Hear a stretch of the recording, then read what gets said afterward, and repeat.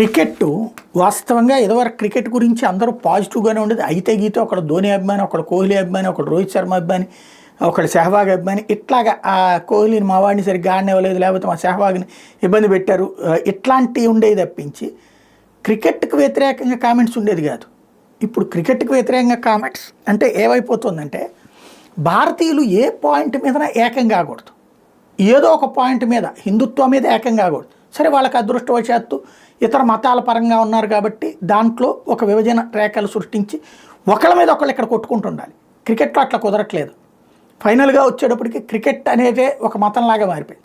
Cricket అనేటువంటిది భారత జట్టు గెలవాలని ప్రతి భారతీయుడు కోరుకుంటాడు. అందులో మావాడు ఇంకో 2 రన్స్ ఎక్కువ కొట్టాలి, మావాడు ఎక్కువ వికెట్లు తీయాలి, ఇట్టగా అనుకోవచ్చును. కానీ ఫైనల్గా క్రికెట్ అనేటటువంటిది ఒక మతంలాగా మారిపోయి భారత జట్టు విజయాన్ని దేశభక్తిగా ఫీల్ అవుతున్నారు. భారత జట్టుని గెలిచినప్పుడు హైదరాబాదులో పెద్ద ఎత్తున ర్యాలీలు చేయమని ఎవడు పిలుపునిచ్చాడు?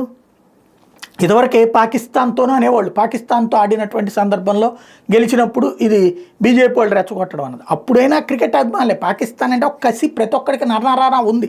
ఎందుకంటే వాళ్ళు వ్యవహరించినటువంటిది దాంట్లో బీజేపీ చెప్తేనే ఆర్ఎస్ఎస్ చెప్తేనే చేయలేదు. అది వాళ్ళంతటా వాళ్ళలోనే వచ్చిన టెంపర్. ఇప్పుడు న్యూజిలాండ్ మీద గెలిచినటువంటి సందర్భంలో ఏ స్థాయిలో ఉంది?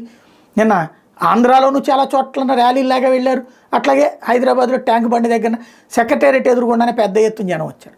ఇది ఈ దేశాన్ని మొక్కలు చేయాలనుకునేవాళ్ళు లేదా దేశ ప్రజలు ఐక్యం కాకూడదు అనుకునేవాళ్ళు ఎక్కువైపోయారు. ఇప్పుడు వీళ్ళందరూ ఇదో పిచ్చతనం కిందను చూపించే ప్రయత్నం ప్రారంభించారు.